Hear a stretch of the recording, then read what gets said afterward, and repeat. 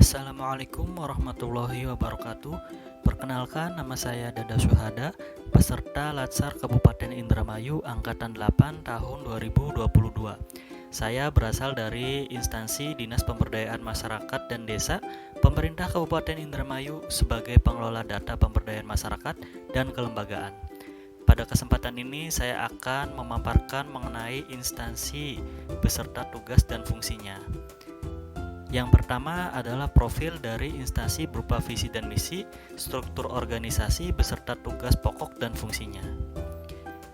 Dinas Pemberdayaan Masyarakat dan Desa Kabupaten Indramayu mempunyai misi berupa tata kelola pemerintahan yang efektif dengan sasaran menguatkan akuntabilitas kinerja dengan capaian nilai sikap kebijakan, memperkuat kelembagaan dan tata laksanakan pemerintahan.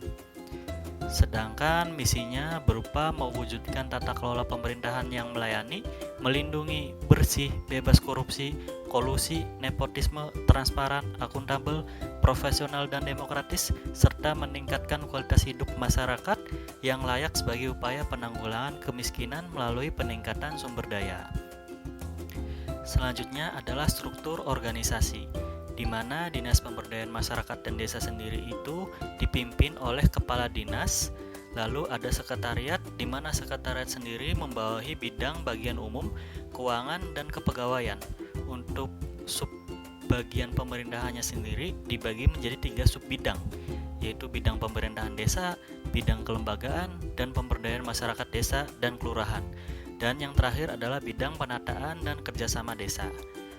Lalu, Dinas Pemberdayaan Masyarakat dan Desa sendiri mempunyai tugas untuk membantu Bupati dalam melaksanakan urusan pemerintahan yang menjadi kewenangan daerah dan tugas pembantuan yang diberikan kepada daerah di bidang pemberdayaan masyarakat dan desa, serta memiliki fungsi sebagai perumusan kebijakan teknis, pelaksanaan kebijakan, pelaksanaan evaluasi dan pelaporan, pelaksanaan administrasi dinas, pelaksanaan pengelola UPTD, dan pelaksanaan fungsi lain yang diberikan oleh Bupati terkait dengan tugas dan fungsinya.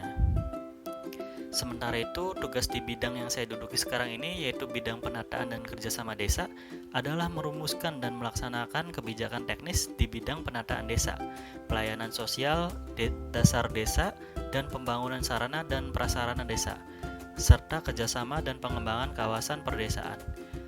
Lalu untuk fungsinya itu sendiri adalah sebagai perumus kebijakan teknis, pelaksanaan kebijakan teknis, pembinaan teknis, pelaksanaan pemantauan dan pengendalian, pelaksanaan koordinasi, konsultasi dan kerjasama, pelaksanaan pelayanan teknis, pelaksanaan evaluasi dan pelaporan, serta pelaksanaan fungsi lain yang diberikan oleh kepala bidang terkait dengan tugas dan fungsinya. Namun, karena saya masih sebagai petugas fungsional, maka saya hanya mengerjakan beberapa poin saja, seperti pelaksanaan kebijakan, pelaksanaan pelayanan, dan pelaksanaan fungsi lain yang diberikan oleh kepala bidang. Untuk standar layanan itu mengacu pada misi dari Dinas Pemberdayaan Masyarakat dan Desa itu sendiri, yaitu melayani, melindungi, bersih, bebas korupsi, kolusi, nepotisme, transparan, akuntabel, profesional, dan demokratis. Dan untuk mendukung semua itu diperlukan sikap smart ASN. Yang pertama adalah integritas.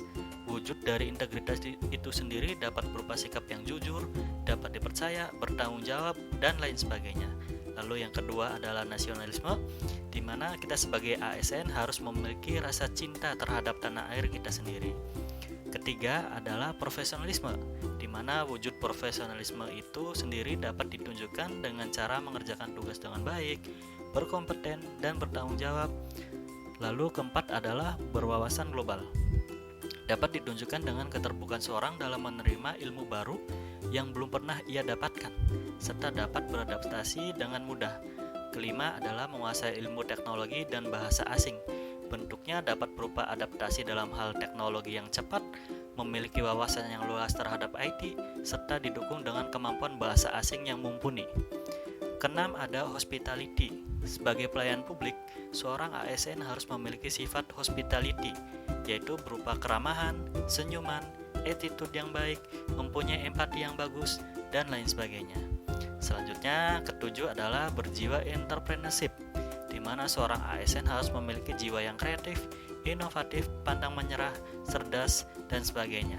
Dan yang terakhir adalah networking, di mana networking itu sendiri perlu agar kita sebagai ASN dapat memiliki jaringan yang luas dan diharapkan mampu untuk melakukan hubungan atau kerjasama demi kepentingan negara. Itu saja yang dapat saya sampaikan, kurang dan lebihnya saya mohon maaf. Wabillahi taufiq wal hidayah. Assalamualaikum warahmatullahi wabarakatuh.